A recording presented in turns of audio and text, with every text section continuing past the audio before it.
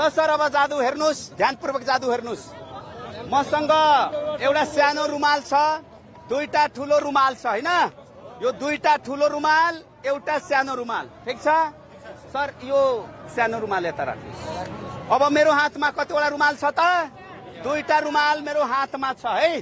ध्यान दिनु होला, यो दुईटा रुमाल एकछिनको लागि यसलाई शिक्षक बुझाऊ। यो के भयो त? यो शिक्षक।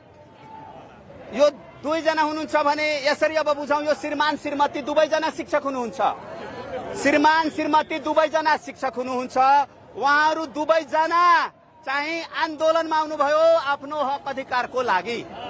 यो दुवैजना शिक्षक श्रीमान श्रीमती हुनुहुन्छ र उहाँहरू दुवैजना आफ्नो हक अधिकारको लागि आन्दोलनमा आउनुभयो। अनि हात समाएर हेर्नुस्, उहाँहरूले हात समाउनु भयो।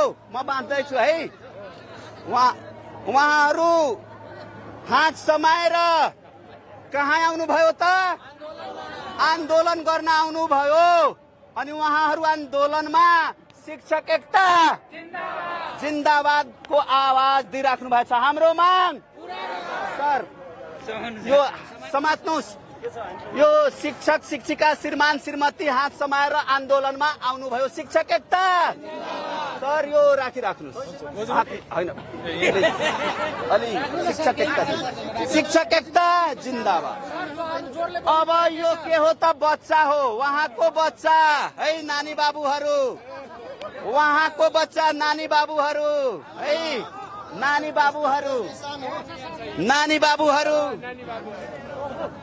धेरै नानी बाबुहरू घरमै छुट्नु भएको छ। यो नानी बाबु बुझाउ। आमा बुवा आन्दोलनमा आइसक्नु भएको छ। बच्चा कहाँ भयो त? घरमै छुट्यो बच्चा। अनि यो आन्दोलनको माहौल हेरेर बच्चा भन्यो कि होइन म पनि बस समातेर अनि काठमाडौँ केन्द्रित आन्दोलनमा म जान्छु। अनि त्यो बच्चा बस समात्यो। कहाँ छिर्यो त? बस भित्र। कहाँ छिर्यो? बस भित्र चढ्यो। कहाँ गयो बच्चा? मेरो हातमा बच्चा छ। त्यो बच्चा बस भित्र चढ्यो। अनि बस बिहानै आइपुग्यो कहाँ त? काठमाडौँ शिक्षकको आन्दोलनमा, नेपाल शिक्षक महासंघको आन्दोलनमा।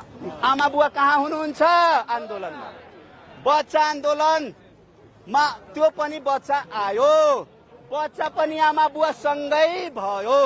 के भयो त? बच्चा आमा बुवा सँगसँगै। मेरो हातमा छैन बच्चा है। आमा बुवा आन्दोलनमा हुनुहुन्छ अनि बच्चा पनि आन्दोलनमा। आमा बुवाको हात समाएर अनि बच्चा पनि शिक्षक एकता जिन्दाबाद बोल्दैछ। शिक्षक एकता